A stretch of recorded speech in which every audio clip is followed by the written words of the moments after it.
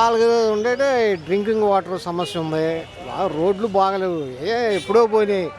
ఈ దరిద్రుడు వచ్చిన తర్వాత ఇంకా మట్టి వేసింది లేదు, ఏం వేసింది లేదు, ఏమీ లేదు, ఇంకేం లేదు. అన్ని ఒళ్ళు గుల్ల ఏమమ్మా. డ్రైనేజ్ కూడా బాగలా, ఎక్కడో కానీ డ్రైనేజ్ వ్యవస్థ కూడా బాగలా. ఈయన ఎంపీగా ఈయన వచ్చాడు, మరి గెలుస్తాడు గ్యారెంటీగా. 2-3 లక్షల మెజార్టీ వస్తాయి. గెలిచిన తర్వాత మరి ఎలా చేస్తాడు ఏంటంటే చేయాలని కోరుకుంటున్నాం. పెమసాని గారు అయితే చేస్తాడు. గల్లా మాధవ్ గారు కూడా 40-30 మెజార్టీతో గెలుచుద్ది. ఇబ్బంది ఏం లేదు.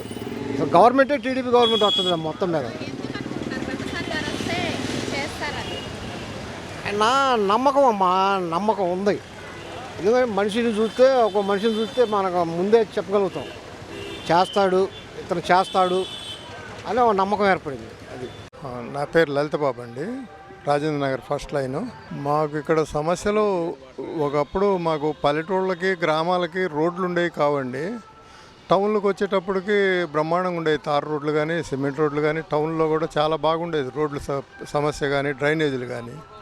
అలాంటిది పల్లెటూళ్ళు అధ్వానం అయిపోయినాయి, దాన్ని వదిలేశారు. అసలు టౌన్లు కూడా పెద్ద పెద్ద గోతులు, డ్రైవింగ్ చేయాలంటే భయం పుడుతుంది. ఎవడెటు వచ్చి స్నేక్ డ్రైవింగ్లు చేసుకుంటారు, రోడ్లు బాగలేక యాక్సిడెంట్లు అయ్యి కాళ్ళు ఇరిగి పడిపోవటం.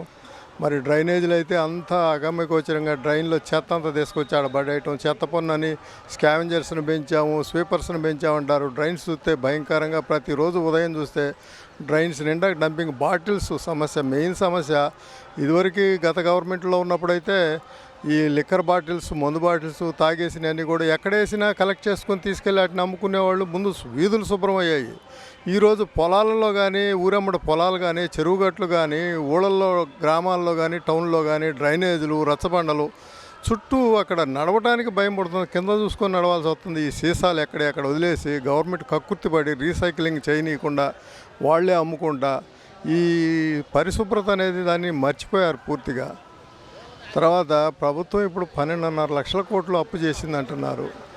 ఇప్పుడు వాళ్ళని వదిలేసేయండి. ఇప్పుడు ఉన్న పార్టీ, ప్రతిపక్ష పార్టీ, పోటీ చేయబోయే మిత్రపక్షాలు ఎవరైనా కానీ మెయిన్ కాన్సన్ట్రేషన్ దాని గురించి అసలు ఈరోజు చర్చ రావట్లేదు.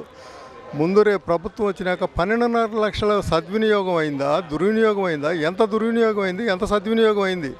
మరి దుర్వినియోగం అయిన వాళ్ళు ఏం చేస్తారు? ఏ డిపార్ట్మెంట్లో దుర్వినియోగం అయింది దాన్ని క్లారిటీ ఇవ్వట్లా ఇప్పుడు వాళ్ళు ఉండే ప్రతిపక్షం. వాళ్ళు వచ్చేసి ప్రచారాలు చేసుకుంటారు, నిందలేసుకుంటున్నారు. కానీ మెయిన్ మాలాంటి వాళ్ళకి ఆర్థిక సమస్య భయం పడుతుంది. 12.5 లక్షల కోట్లు అసలు తీర్చగలరా? ఈ వాగ్దానాలు ఏంటి? అధికార పక్షం కానీ ప్రతిపక్షం కానీ వాగ్దానాలు చూస్తే భయం పడుతుంది. రేపు మేము ఎట్లా గడవాలా?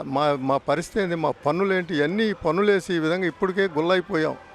కన్స్ట్రక్షన్ లేదు. ఒక బాత్రూము, లెట్రిన్, చిన్న గోడలు కట్టించాలన్నా కానీ గవర్నమెంట్ మారితే శాండ్ ఫ్రీ అయితే కట్టిద్దామనే ఆలోచనతో ఆగి ఉన్నాం, వెయిట్ చేస్తున్నాం ఇలా. మరి రేపు ఈ 12.5 లక్షల కోట్లకి ఎట్లా కట్టాలా? దీన్ని ఎట్లా రికవరీ చేయాలా? ఈ దుర్వినియోగం మీద ఏంటి? దాని గురించి ప్రధాన సమస్య రావాలి ఇవాళ రాజకీయ పార్టీల్లో కానీ పబ్లిక్లో కానీ. దాన్ని ఎక్కడ విస్మరించి అసలు మాట్లాడలేదు, దాని గురించి చర్చలే లేవు.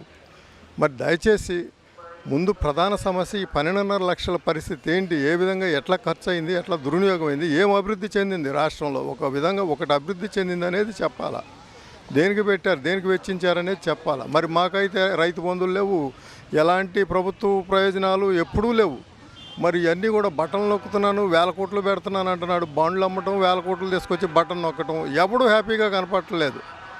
ఆ గతంలో వచ్చేవాళ్ళు తప్పితే ఇప్పుడు కొత్తగా అధికంగా మళ్ళీ కొత్తగా వచ్చిన వాళ్ళు అయితే ఎవరూ లేరు ఈరోజు ఈ ప్రయోజనాలు పొందేవాళ్ళు. పాతాళకే వస్తున్నాయి కానీ ఆ పాతాళకు వచ్చినప్పుడు పాత బడ్జెట్టే సరిపోద్ది వాళ్ళకి. మరి ఇంత అధిక బడ్జెట్, లక్షల కోట్ల బడ్జెట్లు బటన్ నొక్కి ఎవడు హ్యాపీగా ఉంటున్నాడో నాకు అర్థం కావట్లేదు.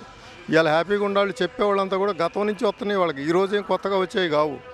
మరి ఇలాంటి దాని మీద పూర్తిగా నా యొక్క విజ్ఞప్తి ఏంటంటే ఈ చేసిన అప్పు ఏంటి అనేది ప్రథమ సమస్య. ఇది ఎయిడ్స్ సమస్య, క్యాన్సర్ సమస్య ఎట్లా ఉందో దీని గురించి కూడా అదే సమస్యగా భావించి దీని మీద విచారణ జరిపి యాక్షన్ తీసుకుంటే మాలాంటి వాళ్ళు సంతోషపడతారు. ఏ ప్రభుత్వం రాని దీని మీద అయితే విచారణ జరగాల, ఇదే నేను కోరుకుంటున్నాను మీ నుండి.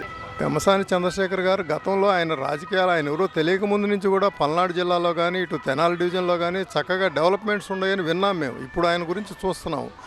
ఆయన చాలా నిబ్బరంగా ధైర్యంగా జనంలోకి వెళ్తున్నాడు, మంచి సానుభూతి కానీ మంచి క్రేజ్ అయితే పెంచుకున్నాడు ఆయన. చాలా బాగుంది ఆయనది. ధైర్యంగా వెళ్తున్నాడు జనాల్లోకి, స్వచ్ఛందంగా వెళ్తున్నాడు.